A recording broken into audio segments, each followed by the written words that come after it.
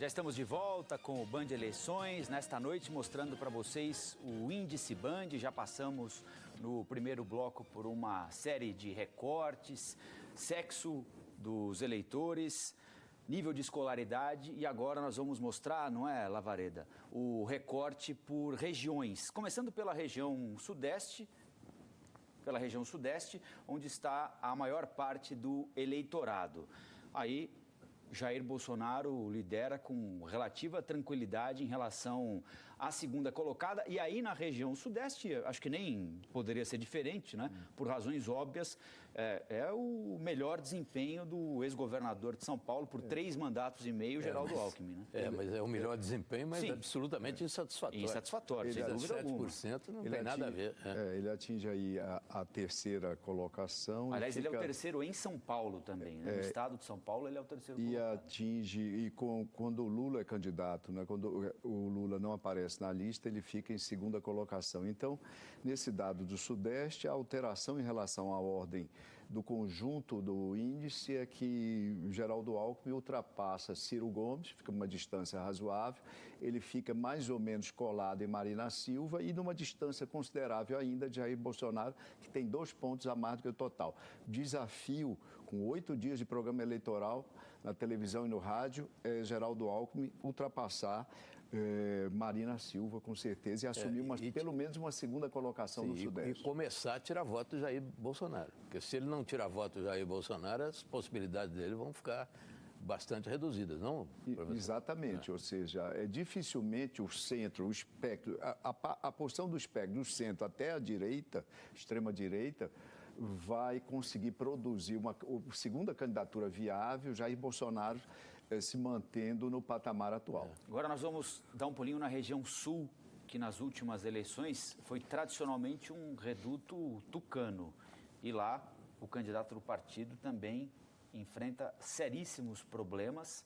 Jair Bolsonaro também lidera na região sul, com um ótimo desempenho, sem dúvida alguma, puxado por uma boa intenção de votos no Paraná do senador Álvaro Dias. O Álvaro Dias aí atrapalha. Você lembrou bem. Aí a diferença é o seguinte, o Álvaro Dias sai lá da 6ª posição e assume aí a segunda colocação. Vamos ver quanto tempo o senador Álvaro Dias vai conseguir se manter nessa posição, lembrando que é alguma coisa bastante difícil, a partir de um determinado momento da campanha, as candidaturas apenas regionais manterem um certo grau de competitividade. Chama a atenção aí o fato de que, você lembrou, Rafael, o Aécio Neves teve 47% dos votos na eleição de 2014, o candidato tucano da época. Isso foi o melhor desempenho do PSDB. 47. 47%. E o Alckmin hoje, segundo o índice Band, tem 7. Muito interessante também foi o crescimento do Aécio em São Paulo naqueles últimos 10 dias. Ele cresceu aqui, ele garantiu o segundo turno, foi aqui em São Paulo.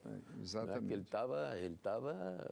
E tanto é que o PT fez a menor bancada na Câmara dos Deputados, em São Paulo, uma bancada muito pequena na Assembleia Legislativa, também muito menor do que o esperado, tudo na base da onda do Aécio. O que me chama a atenção, essas mudanças da segunda metade de setembro, tem a ver com o papel que a televisão e o rádio tiveram como plataforma naquela eleição. Vamos ver qual é o papel que assumiram esse ano. Mas agora o papel talvez seja maior, porque, Lavareda, você lembrava há alguns dias, não sei se a gente conversando ou se foi em algum programa, que nos anos anteriores não houve os spots, não houve aqueles comerciais durante o ano todo. Partidários durante todo o primeiro exatamente. semestre. Então, esse ano...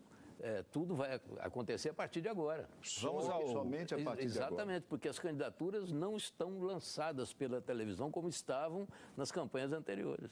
Vamos ao Nordeste, então, para saber o que o Índice Band revela a respeito do humor do eleitor nordestino, que sem o ex-presidente Lula na parada, repito, esse é o cenário mais provável, escolhe majoritariamente Marina Silva, Ciro Gomes e Bolsonaro. O que tem de diferente em relação ao total, ou seja, a corrida eleitoral no Nordeste, nesse momento do índice, mostra, por exemplo, o candidato que lidera nacionalmente está em terceira posição. Mas o mais importante ainda está por vir.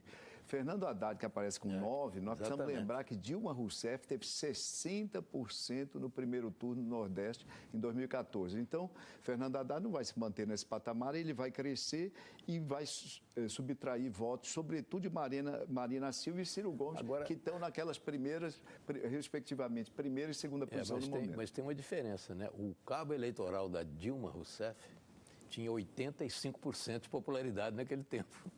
Hoje não é tanto. É verdade. Mas então, o cabo eleitoral dele, que é o Lula, aparece na média, Mitre, com 60% de intenções de voto no Nordeste hoje. No Nordeste. Você tem estados como Pernambuco, Bahia, ultrapassa no Ceará 60%. Também, no Maranhão ultrapassa 60%. esses 60%. Agora, o Haddad certamente vai tirar voto ali da Marina e do Ciro. Sobretudo. Agora a gente vai encerrar, estamos terminando a última página do Nordeste. Nós vamos, para encerrar essa viagem pelo Brasil, mostrar o índice Band quando levados em considerações os eleitores das regiões Norte e Centro-Oeste. E aí, o Jair Bolsonaro, lembrando que é uma região em que o setor agropecuário é muito forte, né? Tem influência bastante grande. O Bolsonaro tem quase o dobro em relação à segunda colocada. Mas a Marina está bem lá também. Ele tem 8 pontos a mais do que no total, lembrando que ele tem 32 no total e tem 8 pontos a mais aí nessas duas regiões. Lembrando, Rafael, que aí são agregados 8% dos eleitores que representam o Norte, né? A representação do Norte, e 7% do eleitorado brasileiro que estão concentrados no Centro-Oeste. E o Bolsonaro tem esse desempenho superlativo nesse momento do índice, nessa primeira apresentação do índice Band.